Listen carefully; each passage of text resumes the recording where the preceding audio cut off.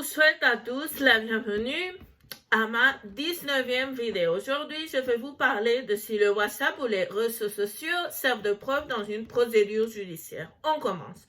Peut-on admettre les réseaux sociaux et le WhatsApp comme preuve? Oui, mais avec les nuances que je vais vous faire au long de cette vidéo. Et seulement valable pour les crimes qui sont réalisés à travers de ces canaux ou aussi le contenu des conversations, pour tous les deux. Premier, le WhatsApp. Les conversations et les états peuvent être fournis à titre de preuve. Pour être admis, il est toujours préférable de l'accompagner d'un test expert en informatique que je traite dans mon blog.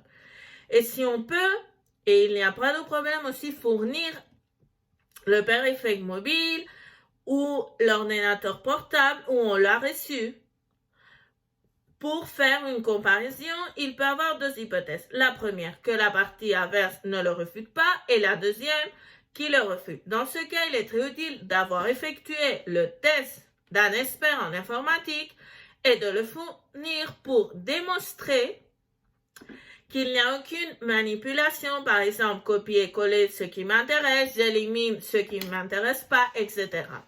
Imaginez que le titulaire de ce numéro nie qu'il a envoyé ce message. Qu'est-ce qu'il passe? C'est à lui de prouver qu'il n'a pas le fait. C'est pas à nous, c'est à lui. C'est au titulaire de le prouver, ok? Avec lequel, si vous recevez un message, une photo, un document qui vous inquiète, que vous voyez que c'est une menace, une contrainte ou un autre crime, par exemple, calomnie ou insulte, n'ayez pas peur de le dénoncer. Ok? C'est le premier pas. Et après le dénoncer, je vous recommande d'apporter le test d'un expert en informatique. Je vous dis également, ok, que aussi ça dépend du contexte. Par conséquent, en cas de doute, ça sera un plaisir pour moi vous aider et vous expliquer les pas à suivre. Et rappelez-vous que la preuve est valable aussi pour prouver des actes criminels commis par l'intermédiaire du WhatsApp et aussi comme moyen de commettre des crimes en dehors du WhatsApp. Maintenant, on passe au deuxième, réseaux sociaux, Instagram, Facebook, YouTube, Twitter, LinkedIn, etc. Dans ce cas, vous pouvez aussi utiliser le test d'un expert en informatique pour s'assurer qu'il n'y a pas eu de manipulation intentionnelle ou qu'un troisième soit frauduleux.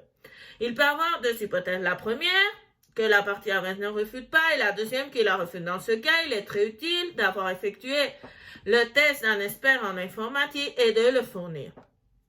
Dans les réseaux sociaux, on peut constater la violation de certains droits fondamentaux. Par exemple, le secret des communications et le droit à la voie privée. Le premier, si un tir accède aux informations sur le réseau social, ne le viole pas. Mais si ces informations sont partagées dans un groupe fermé, oui. Et en relation avec l'intimité, elle n'est pas violée, sauf lorsque une autre personne nous supplante et utilise notre identité ou l'obtient par des opérations informatiques frauduleuses. Alors, si vous recevez, c'est égal que dans le WhatsApp, des photos, documents, etc., qui vous intimident, que vous vous sentez menacé, poursuivez-le, dénoncez-le toujours. C'est la première étape. Et après, aussi, l'accompagner d'un test d'expert en informatique. D'accord? Ça dépend aussi du contexte. Alors, si vous avez une doute, je vais vous aider, vous dire les pas à suivre.